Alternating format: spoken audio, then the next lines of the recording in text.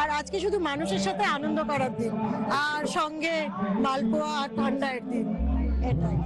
বসন্তের আবাহনে মেতে উঠল মধ্য কলকাতার সন্তোষ মিত্র স্কোয়ার। বিজেপি নেতা সজল ঘোষের বিশেষ উদ্যোগে আয়োজিত হল এক বর্ণাঢ্য বসন্ত উৎসব। দোল পূর্ণিমার এই পুণ্য লগ্নে রাজনীতির ঊর্ধ্বে উঠে রং আর আবিরের খেলায় সামিল হলেন এলাকার হাজার হাজার সাধারণ মানুষ। এদিন গোটা সন্তোষ মিত্র স্কোয়ার যেন পরিণত হয়েছিল এক টুকরো শান্তিনিকেতনে।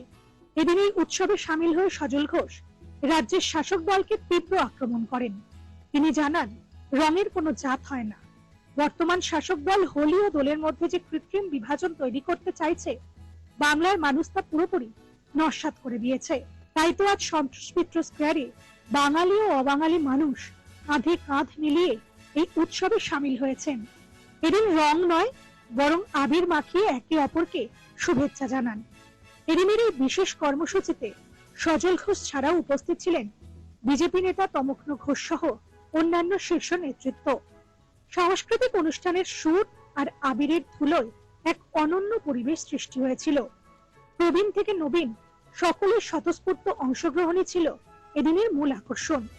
সজল ঘোষের এই উদ্যোগ প্রমাণ করল যে উৎসবই হলো মানুষের মধ্যে ঐক্য এবং সম্প্রীতি বজায় রাখার সেরা মাধ্যম। এখানে বার্তা দেবার কি আছে? দোল খেলো, সব রং মিলেমিশে আজকের দিনে একাকার হয়ে যাক। হ্যাঁ, অনেক রং আছে, অনেক রং বাজি আছে। আজকে শুধু রঙের উৎসব। আজকে তো বার্তা কিছু না, সবাই মিলে আনন্দ করো। আজকে রঙের উৎসব, আর কোনো বার্তা, কোনো পলিটিক্যাল কোনো কিছু না। আজকে শুধু আনন্দের দিন, রঙের দিন। সকাল থেকে অনেক পলিটিক্যাল লিডার্সরা এসেছিলেন, তারা স্টেজে বক্তৃতাও দিয়েছেন, বাট সেইভাবে দেননি। যেহেতু আজকে দোলের উৎসব একটা অন্য রকম রঙের উৎসব, কোনো পলিটিক্যাল কালার নেই এর মধ্যে, কাজেই ওটা আমরা বাইপাস করে যেতেই পারি। আর আজকে শুধু মানুষের সাথে আনন্দ করার দিন, আর সঙ্গে মালপোয়া আর ঠান্ডার দিন। এটাই।